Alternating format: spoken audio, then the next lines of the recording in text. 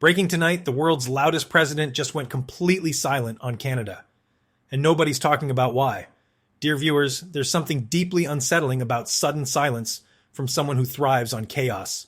One week, Donald Trump had Canada in his crosshairs. Tariffs, taunts, threats, the usual performance.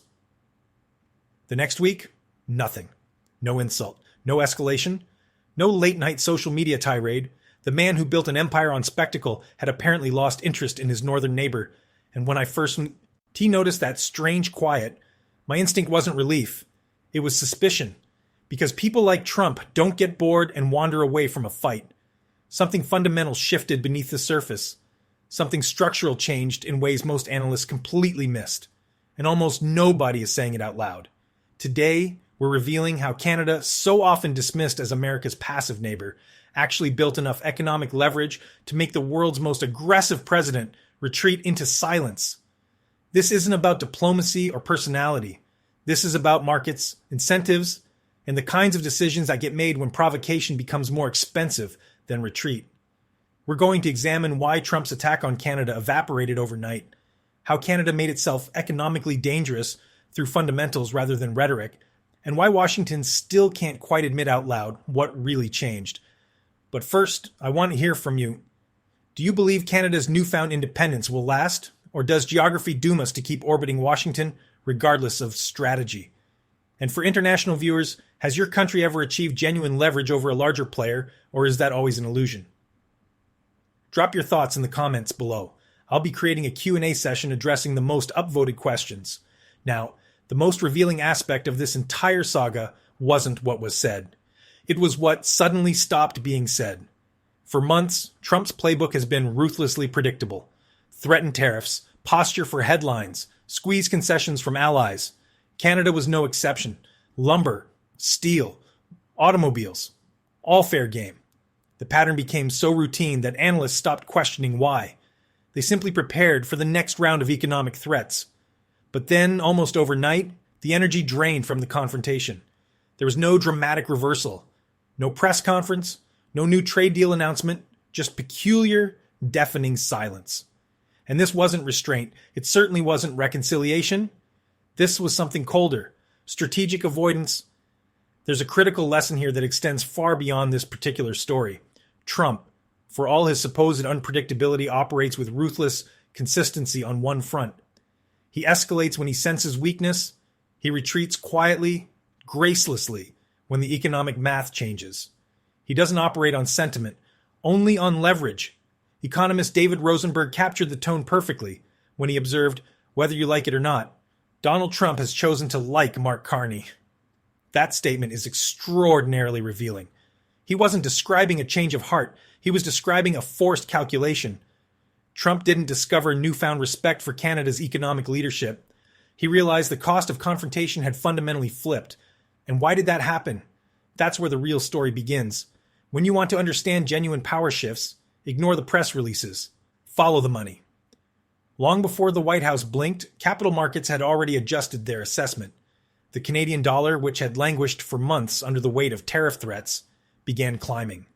Not in response to speeches or diplomatic announcements, in response to fundamentals. While the U.S. Federal Reserve was forced to cut interest rates, signaling deep concern about American economic growth and stability, the Bank of Canada held steady. That monetary policy divergence didn't fit the narrative that Canada was the vulnerable party in this relationship. Stability in that critical moment became Canada's most powerful weapon. Canada's terms of trade started improving. Global prices for base metals rebounded. Oil markets stabilized. International investors quietly began reassessing their assumptions. Maybe Canada wasn't the fragile junior partner after all. Maybe, just maybe, it represented a safe harbor, a hedge against increasingly volatile American economic policy. Currencies don't lie. Markets don't lie. They reflect confidence or its absence. As capital shifted north, it signaled something the political headlines completely missed. Confidence was moving. But there was another, more subtle shift happening simultaneously. All those aggressive tariff threats Trump had deployed, the ones that had industries bracing for economic chaos, simply vanished. No dramatic climb down.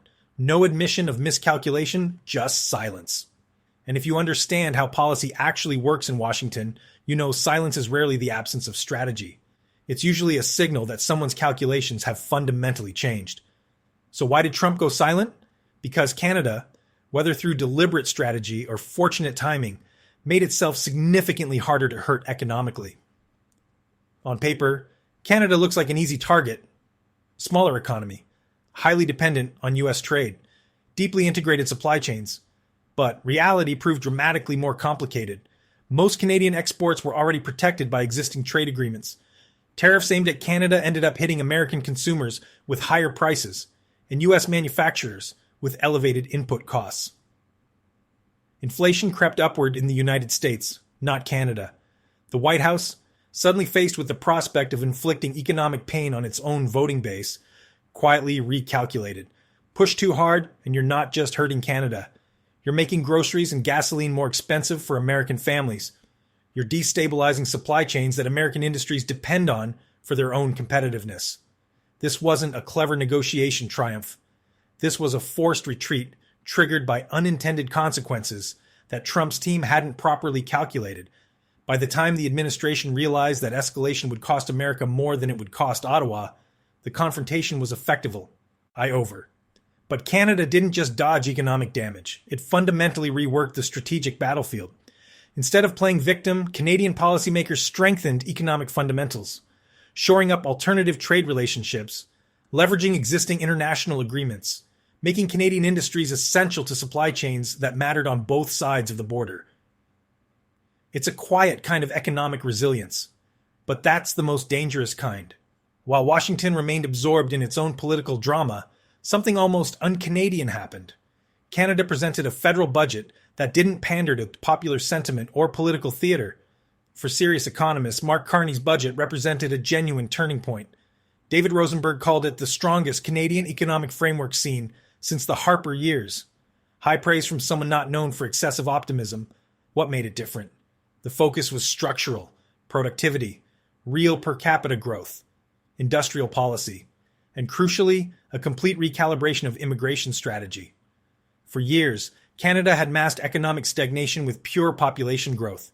Aggregate GDP numbers looked impressive because we were simply adding more people.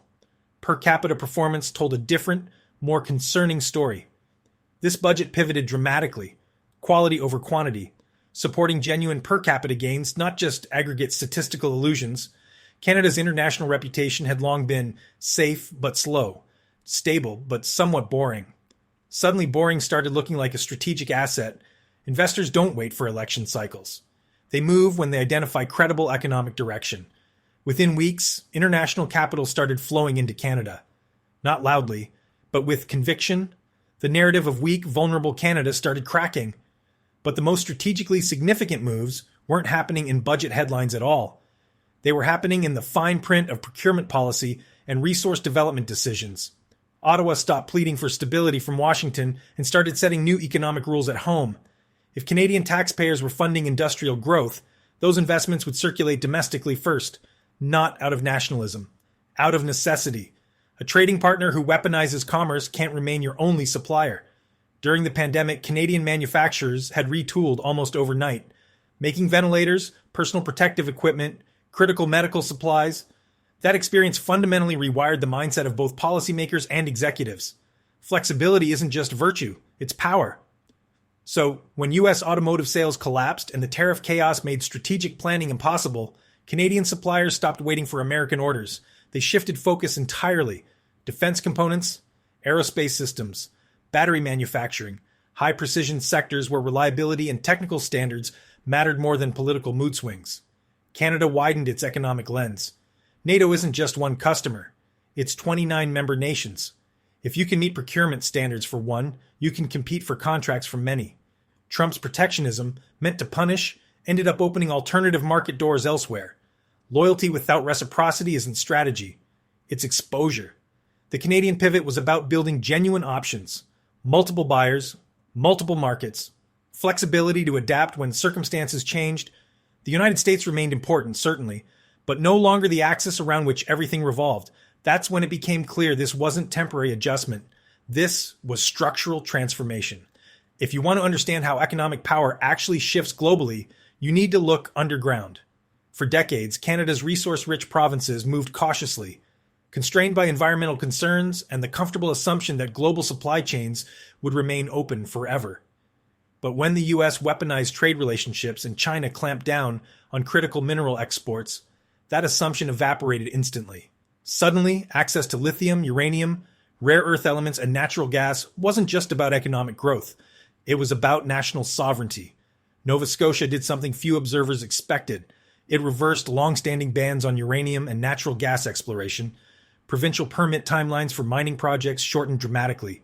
Officials described it internally as Canada's resource sovereignty moment, not for political theater, for genuine economic survival. Lithium became the strategic focal point. Demand forecasts exploded thanks to electric vehicle production, grid storage systems, and defense technology applications. International prospectors returned. Canada realized it could either supply the next industrial cycle or become dependent on whoever controlled those resources. This shift wasn't without friction.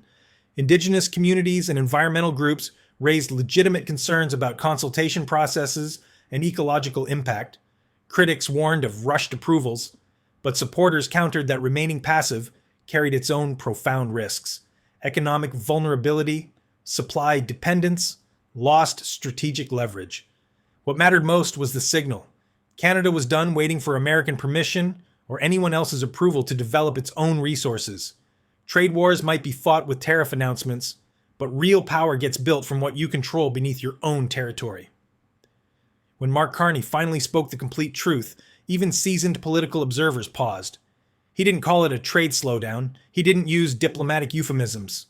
He used the word rupture, not a temporary setback, not a political spat. Rupture. The old narrative of ever closer integration with the United States wasn't merely eroding, it was finished. American protectionism wasn't a feature of one administration. It was the new permanent normal. Carney's economic warning was brutally clear. Trade volatility and policy uncertainty would cost Canada approximately 1.8% of GDP. That's nearly $50 billion annually. This wasn't abstract economic modeling. This represented real consequence for families, industries, and Canada's entire approach to economic security. His message was direct. Nostalgia isn't strategy. The United States has fundamentally changed. Canada must adapt to the new reality, not the memory of how relationships used to function. Political reaction was swift and divided. Some warned that Carney's language would antagonize Washington, making a tense situation worse. Others argued that pretending nothing had changed carried even greater risks. But the crucial point is this: Carney wasn't creating the rupture. He was naming it publicly. And in naming it, he completely reframed what Canadian independence could actually mean strategically. Proximity to the United States, once Canada's greatest economic advantage, now appeared as a limitation, perhaps even a liability. Independence became genuine strategy, not just political rhetoric. Diversification of trade relationships, supply chains, and international markets was no longer optional hedging. It became survival. Asia, Europe, bilateral agreements. They were no longer backup options. They were becoming the primary focus. So what does all this mean for Trump, for America, for anyone watching from outside? The uncomfortable truth is that economic leverage only functions when the other party has nowhere else to turn.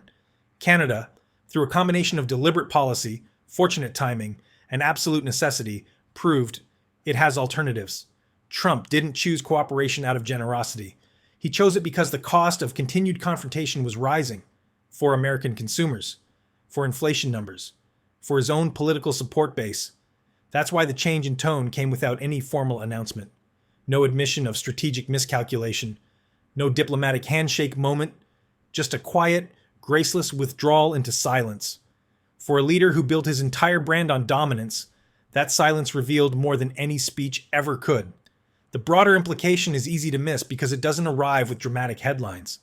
Genuine power in the global economy rarely shifts in the open. It moves quietly through balance sheets and currency exchange rates, through procurement rule changes and resource development licenses. By the time the consequences become publicly visible, the strategic outcome is already locked in. So, if we return to the opening question, is Canada's newfound independence real? Or is this just a temporary pause while economic gravity pulls everything back to familiar patterns?